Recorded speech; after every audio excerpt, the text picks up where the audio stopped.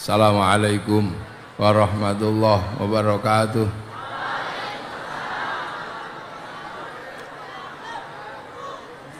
Bismillahirrahmanirrahim. Bismillah, alhamdulillah, salatu wassalamu ala rasulillah Sayyidina Muhammad ibn Abdillah wa ala alihi wa ashabihi wa azwajihi wa dhurriyyatihi wa ahli baitihi wa man tabi'ahum bi ihsan ila yaumil qiyamah. Alhamdulillah, kita semua mendapatkan pembelajaran yang luar biasa dari Allah. Kita ini diajari oleh Allah untuk tidak melupakan masa lalu. Kenapa? Karena manusia ini terus-menerus lahir mati, lahir mati. Nah, kelahiran dan kematian akan terus-menerus sampai dunia ini tutup, namanya kiamat. Nah, manusia ini tidak boleh lupa, karena cepat atau lambat manusia akan pulang ke kampung halaman. Mana kampung halaman manusia? Kampung halaman manusia bukan di Tanara. Kampung halaman manusia bukan di Banten. Kampung halaman manusia itu di langit. Di langit sana. Jadi sampean yang kecil-kecil ini nanti pulang. Nanti tua. Sekarang giginya yang masih utuh nanti rontok. Pipinya yang tembem-tembem nanti kisut. Kayak jeruk kepanasan. Nanti pulang. Pulang kemana? Ke langit. Karena kita ini penduduk langit. Kita ini pendatang, bukan penduduk Banten. Aslinya penduduk langit. Jadi manusia itu alien. Manusia ini alien, penduduk langit. Yang asli penduduk bumi itu apa? Ayam itu asli. Kambing asli. Sapi asli, babi asli, kadal asli penduduk bumi. Manusia ini penduduk langit. Nanti pulang. Inna lillahi wa inna ilaihi raji'un. Pulang. Meninggal.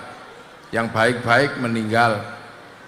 Yang kurang baik tewas. Yang parah mudiar. Nah, ini yang parah. Ini anak-anakku sekalian, ini kebetulan tak lihat kok kecil-kecil semua. Nah, Allah membuat cara agar manusia ini tidak lupa dengan asal usulnya. Manusia yang pertama kali turun siapa? Nabi Adam. Nabi Adam turun ke dunia. Ada jejak yang ditinggalkan. Apa jejak yang ditinggalkan? Inna awwala baiti wudi'a lin-nasi lalladzi bi Bakkah mubarakah wa hudal lil alamin. Yang kita sebut Ka'bah itu adalah tanda dari masa lalu manusia. Setelah itu tanda berikutnya kisah cinta Nabi Adam dan Siti Hawa ditandai dengan Jabal Rahmah. Jadi ceritanya ada. Manusia lahir diceritakan, turun ke bumi diceritakan. Dan bukan cuma ceritanya, sampai tanda-tandanya juga diabadikan oleh Allah, tidak dihilangkan.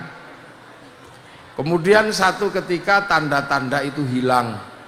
Dicari lagi oleh Nabi, namanya Nabi Ibrahim. Nah, setelah itu melahirkan nabi-nabi, terakhir Nabi Muhammad. Nah, di antara Nabi Adam dan Nabi Muhammad ini semua diceritakan sama Allah. Nggak ada yang nggak diceritakan, semua diceritakan. Yang kemudian bagi santri selalu diingatkan bahwa kita ini adalah umatnya Nabi terakhir, Nabi Muhammad. Jadi kalau dalam bahasa kenabian, Nabi Muhammad adalah Nabi milenial, Nabi terakhir yang harus menghubungkan umatnya dengan seluruh masa lalu manusia di muka bumi. Kalau yang kita pelajari di pesantren, Nabi Muhammad ini yang ke-25. Adamun Idrisun Nuhun Huduma Soleh wa Ibrahimu kulun muttaba. Ayo siapa ndak sampean? Adamun Idrisun Nuhun Huduma Soleh wa Ibrahimu kulun muttaba. Lutun wa Ismailu Ishaku kada Yaqubu Yusufu wa Ayyubu kada Syu'aibu Haruna wa Musa wal Yasa Dzulkifli Dawudu Sulaimanu taba Ilyasu Yunusu Zakaria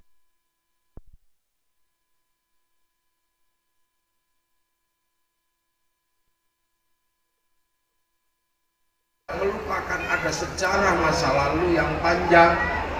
Makanya sejarah masa lalu yang paling besar adalah sejarahnya Nabi Ibrahim.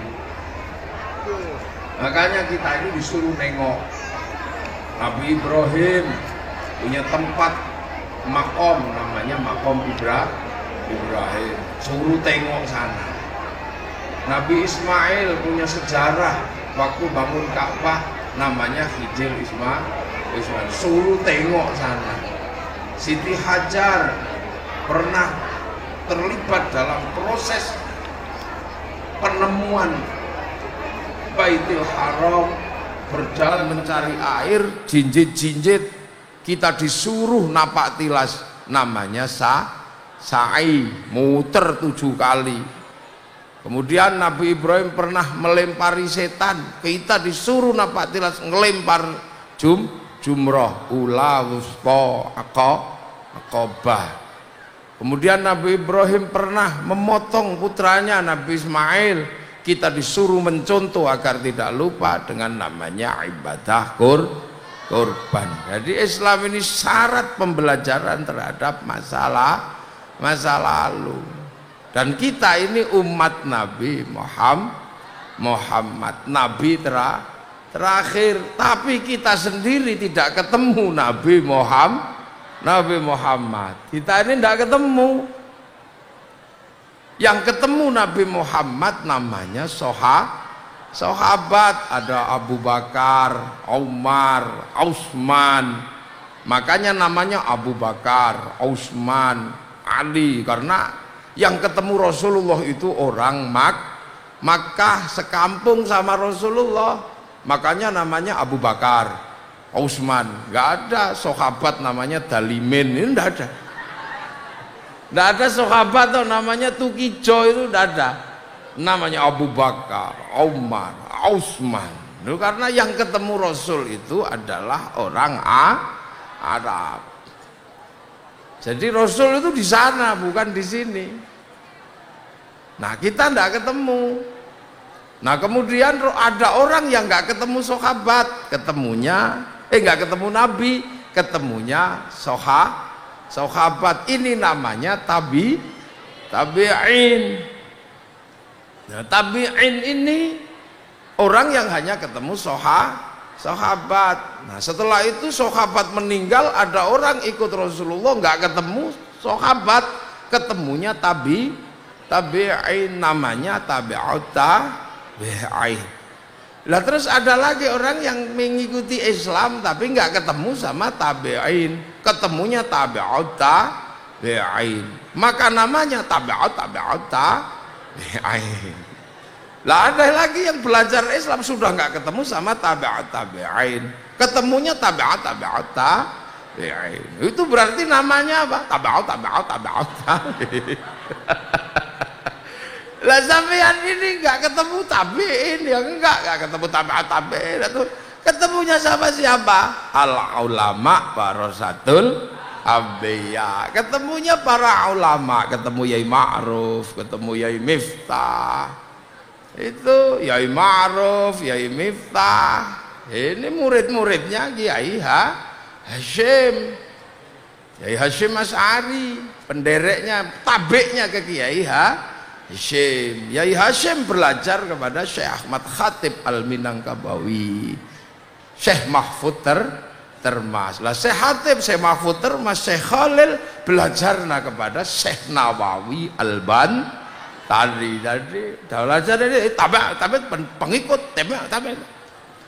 Nah, Syekh Nawawi ini dari tanah Arab, mengerti Islam diajari ayahnya namanya Syekh Umar. Ya. Jadi ini sudah tabe lah Syekh Umar dan keturunan ke atasnya kepada namanya Syekh Maulana Hasanuddin. Nah, Syekh Maulana Hasanuddin itu tabeknya kepada Syekh Maulana Yusuf. Maulana Yusuf ketemu dengan ngerti Islam, ketemu dengan Sunan Gunung Jati. Sunan Gunung Jati belajar banyak kepada orang Cirebon sana. Itu. Nah, orang Cirebon di sana belajar lagi kepada Syekh Kuro. Syekh Kuro di Kerawang. Jadi Syekh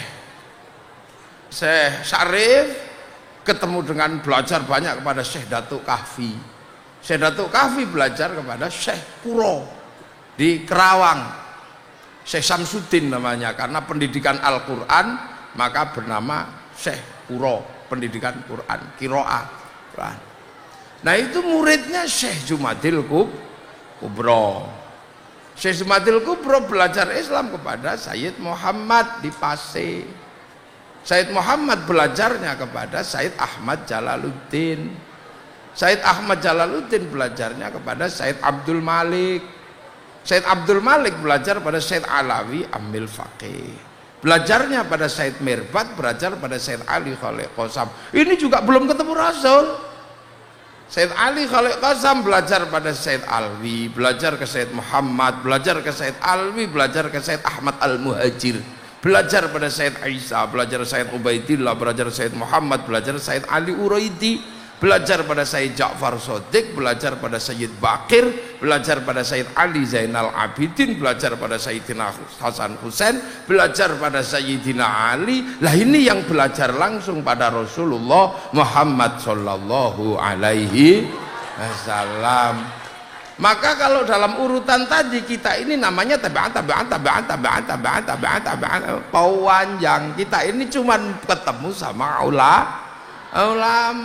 Maka agar kita ini tidak lupa bahwa pangkat kedudukan kita belajar Islam itu hanya pada para ulama, maka kemudian kita dibikinkan organisasi namanya Nahdlatul Ulama, biar kita tidak lupa kalau muridnya ulama.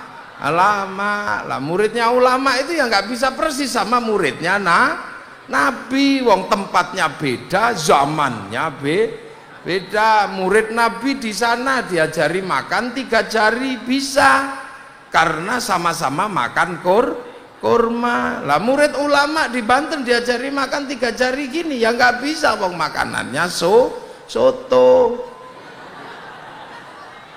Muridnya Nabi di sana, ya pakai jubah. Di sini nggak bisa dipakai jubah karena nanem padi. Kalau dipakai jubah nggak bisa mentas, itu kecepret di situ. Makanya akhirnya jubah dari Arab oleh para ulama sini dipotong baju syar'i, makanya namanya syar'uan, jadi sarung. Karena orang Indonesia nggak bisa bilang ain, bilangnya ngo. Wong Jawa ini mogo foto ngo, makanya saruan tadi sarungan. Akhirnya malah enak yang sarungan. Kalau takbir Allahu Akbar, langsung nempel. Karena sarung itu persis di atas pusar. Lah aurat laki-laki itu baina surroh warruk, antara pusar sama lutut begitu, ini di atas pusar nyantol. Takbir yang sempurna adalah antara dada sama pusar. Allahu Akbar. Nah sudah sambil ngantuk pun nggak melorot. Ini hebatnya nggak melorot. Makanya Yai Ma'ruf kemana-mana pakai sarung. Karena iya,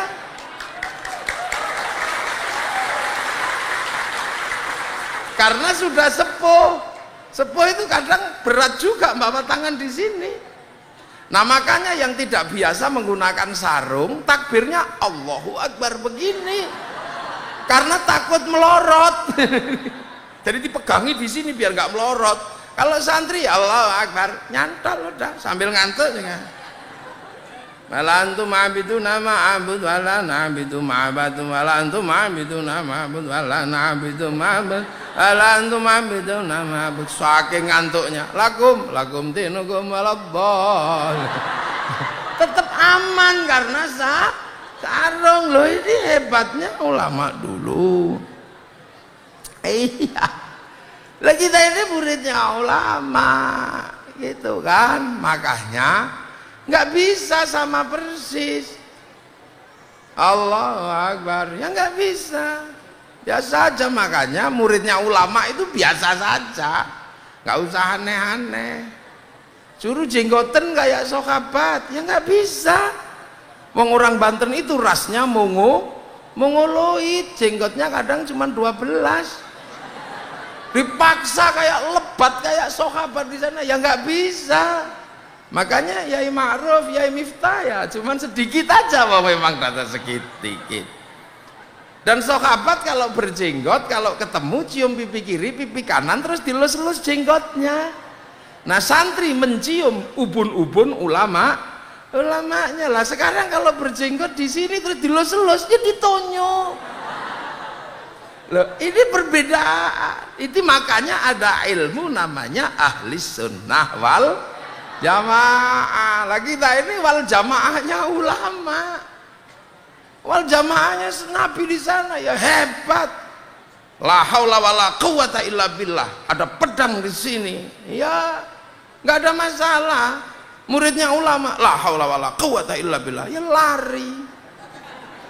Ini sama. Muridnya Nabi, sahabat sampai Nabi itu kalau ngimami sholat nggak pernah baca surat Al-Lahab. Tapi kalau kita kan tabbat yada abi lahabin wa tabb, itu kalau tarweh sudah tabat, wah hampir selesai ini kan itu. Tapi zaman Nabi nggak pernah. Kenapa? Karena anaknya Abu Lahab ini jadi makmum. Anaknya Abu Lahab itu muslim semua, jadi makmumnya Rasulullah. Maka Rasul nggak pernah terus tabbat yada abi lahabin wa tabb, nggak pernah. Kalau kita loh, perbedaan itu ada. Nah sekarang ini menjadi bermasalah, munculnya orang-orang yang lupa ahli sunnah wal jamaah, muridnya ulama tapi datang dengan gaya muridnya Nabi. Lah inilah yang sekarang jadi masalah kepolisian. Itu yang jadi masalah lah. Kenapa? Lupa pangkatnya. Lah kenapa? Salah satunya karena nggak mau khol. Lu khol nggak mau, mulutan nggak mau, apa Isra Mi'raj nggak mau. Karena nggak mau akhirnya nggak ngerti. Lah kalau kita kan masih mau mulutan, oh ini memperingati Nabi. Khol memperingati Yai Nawawi. Oh berarti kita ini cuman kelas di bawahnya lagi, muridnya Kiai Nawawi, ya muridnya Yai Ma'ruf Amin. Ya modelnya begini, dipanggil sholat ya molor, ya biasa aja bang. Ini kelas muridnya ulama yang di paling bawah. Lah muridnya ulama itu sudah tidak seperti di sana. Yang di sana murid Rasulullah 30 juz hafal. Yang di sana, yang di sini ya syukur kalau ada yang masih 30 juz, berarti itu kelasnya grosir. Nah kalau yang kelas-kelas pengecer, ya kan nggak semuanya grosir, ada pengecer. Maka ulama bikin toko-toko kecil untuk jadi pengecer. Yang nggak kuat seluruh Quran grosir, ngecer Yasin, ya dibikinkan toko eceran namanya Yasinan. Yang nggak kuat grosir Quran semua, kuatnya cuman ngecer kulhu, ya dibikinkan toko eceran namanya tahlilan. Nah, yang kuat ngecer cuman bismillahirrahmanirrahim, bikinkan toko kecil eceran namanya suwuk loro untu. Doa sakit gigi bismillahirrahmanirrahim. Tuh, itu aja deh. Lah ini makanya ulama ini punya sekolahan dengan kelas-kelas tertentu. Ini Pak Nasir pasti paham betul cara ini. Lagi muridnya ulama. Makanya kalau kemudian muridnya ulama langsung mari kita jalankan secara kafah. Ya konslet semua, betul. Iya, yang berdiri di sini semua bisa. Ini grosir semua yang di depan ini. Ini kan pengecer. Ya ngecer, wong pengecer, wong muridnya ulama. Yang di depan ini grosir semua. Bahkan ada ATPM, agen tunggal pemegang merek ada. Lah ini kan pengecer. Sholat yang sebegitu banyak, ada yang cuma diecer setahun sekali. Lebaran ada nggak di sini? Ya pasti ada lah, wong modelnya kelihatan. Ada yang cuma ngecer seminggu sekali Jumat. Lah ya ini kelas-kelasan, makanya ahli sunnah wal jamaah. Lah ini. Nah itu makanya kita butuh pelajaran-pelajaran yang mengingatkan kita bahwa kita muridnya ulama. Salah satunya adalah dengan khol. Oh Nawawi, oh gini. Lah begitu sekarang ini, kenapa ada khol ada apa? Ini tantangan milenial. Orang milenial kayak sampean ini sekarang nggak butuh siapa-siapa. Nggak butuh apa-apa. Generasi kita zaman Yai Miftah, zaman Yai Ma'ruf Amin, zaman Pak Menteri, Pak Nasir, ini orang-orang zaman all. Sampai kan manusia zaman no. Ini zaman no semua. Bolak-balik tak ceritakan kita ini zaman no. Pengen lihat Arab, pengen lihat singa, pengen lihat gajah, itu mesti sabar nunggu flora dan fauna. Zaman Pak Harto kalau nggak ada flora dan fauna kita nggak bisa lihat gajah. Sekarang tanpa flora dan fauna kalian enak. Dulu kita nunggu udah sehari gitu, begitu waktunya flora dan fauna ganti Pak Harmoko, Klompen Capir, hilang acaranya. Lah sekarang sampai nggak butuh, tinggal ambil handphone ini, ambil aja. Tulis di sini Tengu Afrika, keluar. Kinjeng kawin, keluar. Lah iya, ini ada Pak polisi nggak pakai baju, ada. Tentara UDO itu ada di sini semua. Kinjeng kawin ada. Bokong India keluar. Ini manusia milenial. Kalian sudah tidak tahu Pak Pos sekarang ya? Ya paling Pak Pos tahu. Kita dulu itu paling seneng dengan Pak Pos. Makanya ada Menteri Parpos, Pariwisata, Pos dan Telekomunikasi. Sekarang nggak ada. Mau ngapain lo? Nggak ada surat yang diantar. Dulu zaman kita ini kalau lagi mondok, pacarnya mondok, oh rindunya luar biasa. Iya, mesti cari kertas warnanya pink. Ke pasar pakai tinta warna biru, jangan keliru warna merah, putus. Baunya harus bau melati, bau apa, mawar, jangan bau melati, itu kuburan. Terus nulis, Dek, setelah engkau masuk ke penjara suci pesantren, maksudnya aku benar-benar merindukanmu. Ternyata rindu itu berat. Loh ini rindu itu berat, sakit rasanya merindukanmu. Sampai aku lihat bayang-bayang sesuatu seperti lihat bayang-bayangmu. Malam ini kupaksa menulis sajak rindu.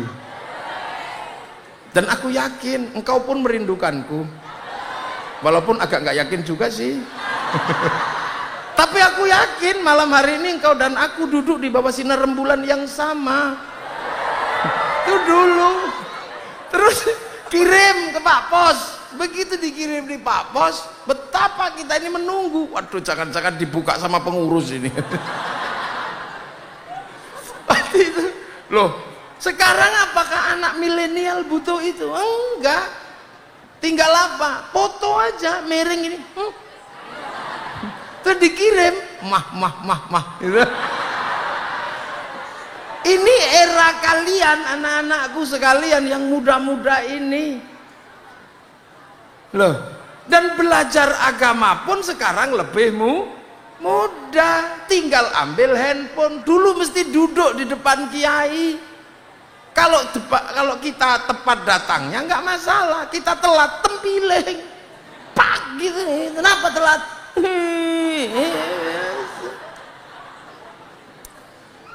Terus kalau ngaji pelan-pelan gini sambil ngantuk sampai tintanya itu suret-suret di kertas. Sekarang apa ada anak seperti itu? Nggak ada. Belajar ilmu lebih mudah. Langsung tinggal ambil handphone, langsung hadis 27 keluar. Dan nggak pernah mikir kalau dia sedang duduk di atas WC, tetap aja tongkrong di WC. Hadis 27 dalil pilpres ada di situ. Lah ini menghasilkan manusia yang sangat cepat dan instan sehingga merasa tidak butuh siapapun, nggak butuh ulama, langsung butuhnya Quran sunnah. Dulu orang belajar bikin gulai, tanya ke tetangganya. Sekarang tutorial gulai. Sama, orang nggak merasa sadar diri karena bisa berbicara dengan handphone secara langsung. Pakaian modern, keluarnya legging. Pada legging itu pakaiannya orang Eropa untuk kaki yang panjang dan lurus. Begitu kaki sini make ya ting brendol. Begitu. Nggak ngukur. Akhirnya apa? Datang ini apa? Bakul obat pelangsing datang karena pengen kurus. Wah, akhirnya beli obat mencret karena murah. Setelah itu langsing juga karena olahraga. Habis itu kulitnya yang kurengen dihilangkan, datang obat koreng. Yang kulitnya masih hitam diputihkan pakai Vaseline.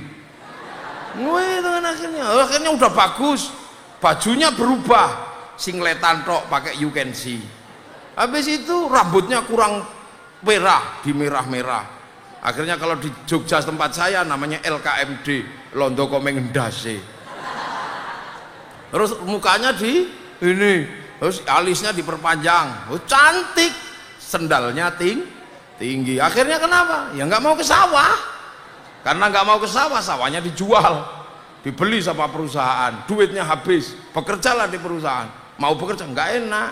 Lama-lama jual-jual ya, apa yang dijual ya diperbaiki itu. Udah ini bahayanya. Ini orang milenial, makanya sekarang banyak sekali orang yang tidak mau ikut ulama. Siapa gurumu? Ya nggak tahu, guruku Google, ya susah. Ini problem milenial. Tiba-tiba ada orang galak dikit, itu representasi Sayyidina Umar, kan gitu. Yang ini Utsman, yang ini perang Uhud, yang ini kenapa? Orang tidak ngerti bahwa yang namanya perang Badar itu menghadapi orang kafir, perang Uhud menghadapi orang kafir. Tapi karena belajarnya download, dikira bahwa ini sudah saatnya perang Badar. Kiamat itu loh, kiamat itu masih lama. Nggak usah ribut, 400 tahun lagi belum, masih ribuan tahun lagi. Kenapa? Masih ada NO.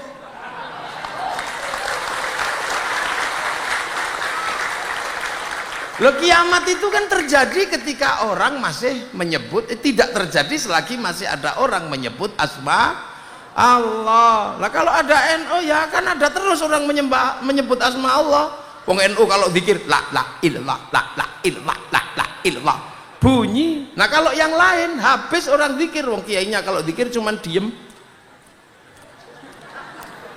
Mau copo mbah.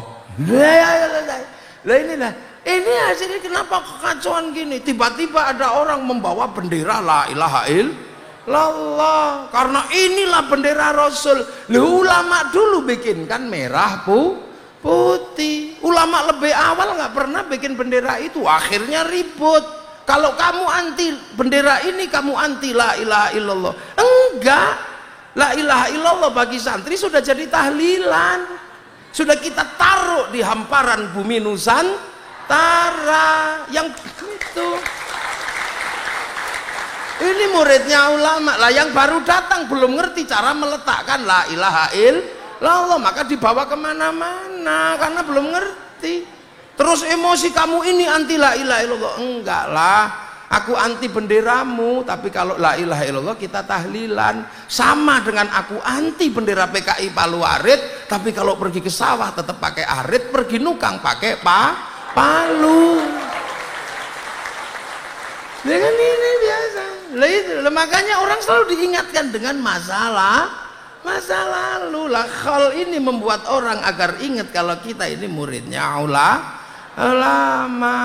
Loh ini loh, makanya anak-anak milenial sampean nggak pernah ketemu Rasul kan, makanya sama ulama diajari solawatan. Itu kan caranya ulama biar yang nggak pernah ketemu Rasul mampu merindukan Rasul. Maka solawat yang perintah Allah dilaksanakan menjadi solawatan, karena orang Indonesia kalau pakai sesuatu akhirannya solawat jadi solawatan kalau dipakai, tahlil jadi tahlilan, yasin jadi yasinan. Loh itu sarung jadi sarungan. Aku mau tahlil tapi tahlilan nggak mau, berarti kamu sama dengan punya sarung nggak mau sarungan. Loh itu loh, makanya adat solawatan model ini yang nggak ditemukan di zaman Rasul, karena ini muridnya ulama. Di Jawa sana ada Kanjeng Nabi Muhammad lahir nang Mekah dina Senin 12 Mulud tahun gajah. Lah itu lah yang santri ya enak, wassalamun mustamirun ulakini atajaddad. Santri yang tua-tua, NU mengajarkan sholawatnya orang tua. Halo ya Nabi, salam alaika. Yang tua napasnya udah pendek. Lah yang ibu-ibu yang hobinya dangdutan, ya wong ulamanya muridnya ada yang suka dangdut. Ya Rasulullah salamun alaik. Coba terusin. Ya Rabbi Aisyah Atfatayyaji. Lah ini kiai nyambung karena hobinya dangdutan. Laljud ya laljud laljud diwal karami, duhai senangnya pengantin baru. Coba ayo. Ibu-ibu paling hobi nyanyi pengantin baru karena sambil gendong anak, netei anak, anaknya ngompol, nggak enak. Tapi nyanyinya itu biar nggak emosi, karena gendong anak walaupun capek juga produk pengantin baru. Loh, yang suka lagu daerah ya daerahan. Yang orang Sunda, ya Rasulullah salam. Salamun alaik, gitu kan? Itu kan es lilin macece, kan itu kan yang Sunda. Yang orang Jawa ya Jawanan, ya Nabi salam alaika, ya Rasul salam alaika. Angria numpak perahu layar. Lah itu muridnya ulama, sama indahnya luar biasa memahami agama. Makanya nggak pernah ribut kalau dipegang sama ulama, sebab ulama memahami betul pangkat dan kedudukan muridnya di hadapan Allah, di hadapan Rasulullah. Itu akhirnya apa? Dengan cara seperti itu sholawatan menghasilkan mahabbah, menghasilkan cinta. Makanya yang nggak mau sholawatan nggak mengerti cinta. Makanya setiap ada orang sholawatan ribut, hulu, berlebihan, musyrik. Nah ini karena nggak ngerti cinta. Cinta itu dari dulu aneh. Lu ya kan sholawatan Habib Syekh, ya Hanana, ya Hanana, ya Hanana, ya Hanana, ya nana Nabi Muhammad zalikal fadlu minallah gogok ya nana. Lah saya mau menirukan itu bisa, tapi gogoknya itu yang nggak bisa. Iyalah, orang Banten karena cinta diajari para ulama, walaupun nggak ngerti datang ke alun-alun ya nana. Lah ya kan? Iya, yang ada yang bawa bendera slang, ada yang bawa bendera Iwan Fals, bendera sepak bola. Tapi bagi yang nggak mengerti sholawatan, nggak mengenal mahabbah lewat sholawatan, ribut, berlebihan itu. Apa sholawatan kok joget-joget? Itu namanya cinta, joget bebas. Ya nana, kan itu. Ketemu pacarnya jauh itu, yes, biasa. Terus muji-muji apa itu anta syamsun anta badrun, berlebihan. Lihat dari dulu kalimat cinta itu berlebihan. Dek, wajahmu seperti purnama. Lihat biasa orang seneng. Ya Rabbi bil Mustafa balik maqasidana. Musyrik itu masa Rasulullah menyampaikan hajat. Kalimat mahabbah kalau kamu lihat dari ilmu fikih banyak yang musyrik. Dek, sehari aku tidak bertemu denganmu, mati aku. Loh itu kalau dari ilmu fikih ya musyrik, masa nggak ketemu sehari mati. Kalimat cinta jangan dibahas. Ingin ku mati bila tak ingat dosa, ingin rasanya aku pulang ke rahim ibu. Itu kamu bahas, ribut sama bapakmu. Masa kepalamu segede itu mau kembali ke rahim ibu? Gak bisa. Bahasa mahabbah itu dari dulu indah. Musyrik semua. Hanya dirimu yang bisa membuatku tenang, tanpa dirimu aku merasa hilang. Itu ya musyrik. Ngomong pada masa tanpa dirimu aku merasa hilang. Kamu nggak punya Allah. Loh ini kan Romai Rama kehilangan cintanya, musyrik. Ku tahu rumus dunia, musyrik. Emang kamu ngerti rumusnya dunia? Kayak Allah aja. Kehilangan pacar, tanya Allah. Kalau orang rindu itu, emang orang kurang ajar, pacar ngilang aja kok tanya Allah. Tapi cinta nggak bisa begitu. Seandainya aku bertemu Tuhan, akan kutanyakan tentang dirimu. Loh, masa pacar hilang tanya Allah? Loh ini loh, makanya bahasa mahabbah itu nggak bisa. Jangankan bahasa mahabbah, wong Quran sama Quran kalau tidak dipahami bahasanya konslet. Yang satu sitati ayamin, yang satu idza arada syai'an ayyaqula lahu kun fayakun. Yang satu innallaha ala kulli syai'in qadir, yang satu innallaha la yughayyiru ma biqaumin hatta yughayyiru ma bi anfusihim. Quran sama fikih iso konslet. La talbisul haqqo bil batil. Fikih mengatakan darul mafasid muqaddamun ala jalbil masalih, ad-daruratu tubihul maqdurat, al-masyaqqatu tajlibut tayyir. Musyrik. Quran sama tasawuf kalau nggak pinter bisa konslet. Innani anallah la ilaha illa ana fa'budni, itu Quran. Lah tasawufnya mengatakan min alamatil i'timadi alal amal nuqsanur raja'i 'inda wujudiz zalal. Apa ndak konslet? Bahasa cinta memang aneh lah. Orang muridnya ulama ini sampai pada sampai pada cinta. Rabi'ah al-Adawiyah jatuh cinta sama Allah, syairnya serem. Ya Allah, kalau ada nikmat buatku di dunia aku nggak butuh, berikan sama musuh-musuhmu ya Allah. Kalau ada nikmat buatku di akhirat aku tidak butuh, berikan sama kekasih-kekasihmu.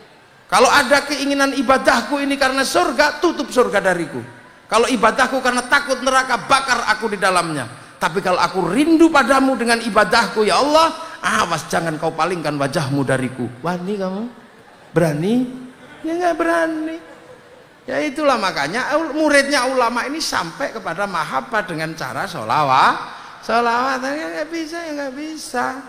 Makanya Ibnu Katsir menggambarkan cinta dalam kitab Qissatul Anbiya luar biasa. Burung emprit jatuh cinta, merayu kekasihnya di samping singgasana Nabi Sulaiman.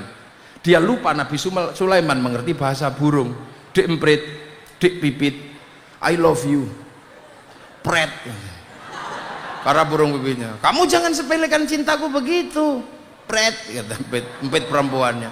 Dek, aku mencintaimu. Kalau aku harus membuktikan cintaku dengan meruntuhkan kerajaan Sulaiman, akan aku runtuhkan kerajaan ini. Kan ku hancur leburkan, kan ku porak-porandakan kerajaan ini. Demi cintaku padamu, dan aku rebut mahkota Sulaiman, ku persembahkan padamu sebagai tanda cintaku padamu. Oh, itu burung emprit yang kecil itu. Nabi Sulaiman yang dengar, walah pret lambemu. Burung pipit cuma mengatakan, ya Sulaiman, mengertilah, jangan begitu. Inilah kalimat emprit kalau lagi jatuh cinta. Kalimat mahabbah begitu. Lah itu makanya cara-cara ulama inilah yang akhirnya menyelamatkan dari generasi ke generasi dengan ahli sunnah wal jamaah. Nah, salah satunya adalah dengan khol. Akhirnya kita tahu. Nah, kalau khol kita lakukan, kita sekarang cinta dengan Banten. Inilah cara merawat negeri. Kalau kita rindu dengan Banten, gak mungkin kita mau disuruh ngebom Banten. Kita rindu dengan Wali Songo, kita ziarah ke Demak, kita ziarah Surabaya. Orang Banten suruh ngebom Surabaya, suruh ngebom Demak, nggak berani dan nggak mau karena di sana ada makam kekasihnya para wali yang sudah bersemayam di tanah. Makanya tidak ada teroris yang tumbuh dari santri ahli sunnah wal jamaah nahdlatul ulama. Nggak ada. Yang tumbuh biasanya dari orang-orang yang tidak mau ziarah kubur, tidak mau khol. Ihdinas siratal mustaqim. Assalamualaikum warahmatullahi wabarakatuh. Wassalamualaikum Muhammad.